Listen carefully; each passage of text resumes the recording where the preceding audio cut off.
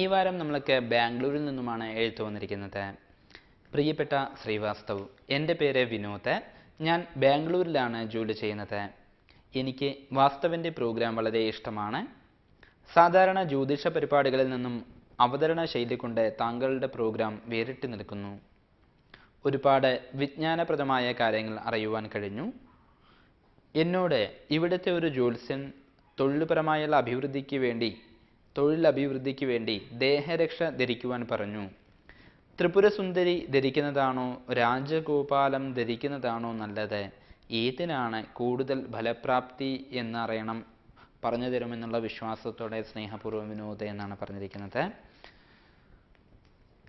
ഇവിടെ ചോദിച്ചിരിക്കുന്നത് ത്രിപുരസുന്ദരി ധരിക്കുന്നതാണോ രാജഗോപാല യന്ത്രം ധരിക്കുന്നതാണോ നല്ലത് എന്നുള്ളതാണ് അറിയാൻ വേണ്ടിയിട്ട് പറഞ്ഞിരിക്കുന്നത്.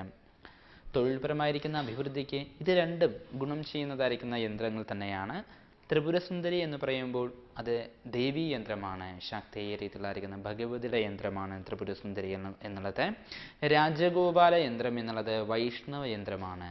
രണ്ടും കർമ്മപരമായിരിക്കുന്ന കാര്യങ്ങളൊക്കെ അനുയോജ്യമാണെങ്കിൽ തന്നെയും താങ്കളുടെ ജാതക പ്രകാരം ഏതിനാണ് കൂടുതൽ ഫലം എന്നറിഞ്ഞതിന് ശേഷം ചെയ്യുന്നതാകും കുറെ കൂടി നല്ലത്. കാരണം കർമ്മസ്ഥാനാധിപൻ വൈഷ്ണവാംശത്തിനോ അല്ലെങ്കിൽ ദേവീ സംബന്ധമായുള്ള രീതിയിലുള്ള ഏത് ഗ്രഹങ്ങൾക്കാണ് മുൻതൂക്കം എന്നറിയുന്നതും ഒപ്പം താങ്കളുടെ ദശാപഹാര കാലഘട്ടങ്ങൾ ദശകൾ ഏതാണ് എന്നതിന് നോക്കിയിട്ട് അതിനനുസരിച്ചുള്ള ദേഹരക്ഷ ധരിക്കുന്നതാകും കുറെ കൂടി കൂടുതൽ നല്ലത് എന്നാണ് പറഞ്ഞിരിക്കുന്നത്. വിനോദിൻ്റെ സമയമോ അല്ലെങ്കിൽ നക്ഷത്രമോ പോലും കത്തിൽ എഴുതി ചോദിച്ചിട്ടില്ല. ജസ്റ്റ് ഇത് മാത്രം ചോദിച്ചിട്ടുള്ളൂ, ഏത് യന്ത്രമാണ് നല്ലത് എന്നുള്ളതാണ് ചോദിച്ചിരിക്കുന്നത്.